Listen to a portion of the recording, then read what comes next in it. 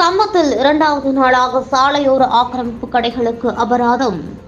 கம்பம் bus stand road Mariamman கோவில் தெருவில் ரோட்டை ஆக்கிரமித்து வைத்திருந்த பூக்கடை மற்றும் ரோட்டில் விளம்பர தட்டுகள் வைத்திருந்த கடைகளுக்கு கம்பம் நகராட்சி சார்பில் அபராதம் விதிக்கப்பட்டது. தொடர்ந்து இரண்டாவது நாளாக நடவடிக்கை எடுக்கும் நகராட்சிக்கு பொதுமக்கள் வாழ்த்து தெரிவித்துள்ளனர். கம்பம் நகரின் மையப்பகுதியில் காய்கறி கடைகள், நகை கடைகள், பல்பொருள் அங்காடிகள், மருத்துவமனைகள், லாட்ஜ், ஜவுளி கடைகள், வங்கிகள் மற்றும் ஆட்டோ ஸ்டாண்ட் உள்ள வேலப்பர் கோவில் தெருவில் சாலையோர ஆக்கிரமிப்பு படைகள் பொதுமக்களுக்கு பெரிதும் இடையூறாக இருந்ததால் நேற்று முன்தினம் நகராட்சி ஆணையாளர் வாசுதேவன் தலைமையில் நகராட்சி ஊழியர்கள் வேலப்பர் கோவில் தெரு பகுதியில் சாலையை ஆக்கிரமித்து வைத்திருந்த கடைகளுக்கு அபராதம் விதித்ததோடு மீண்டும் ஆக்கிரமிப்பு செய்யக்கூடாது என எச்சரிக்கை செய்தார்.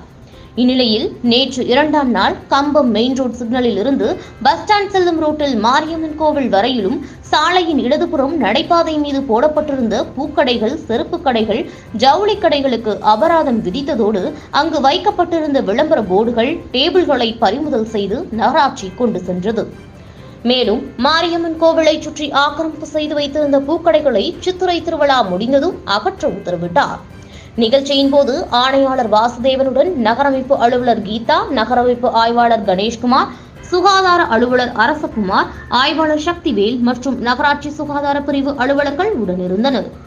பொதுமக்களுக்கு இடையூறு ஏற்படும் விதமாக ஆக்கிரமிப்பு செய்த கடைகளுக்கு நேற்று இரண்டாவது நாளாக தொடர்ந்து நடவடிக்கை எடுத்து அபராதம் விதித்த நகராட்சிக்கு பொதுமக்கள் வாழ்த்து தெரிவித்துள்ளனர்.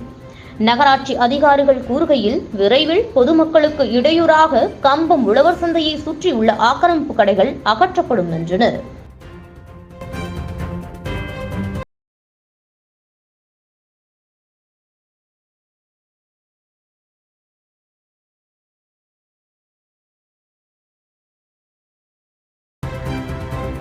தகவல்களை உடனுக்குடன் அறிந்து கொள்ள நமது டைகர் மீடியா சமூக வலைதளங்களை ஃபாலோ செய்யுங்கள்.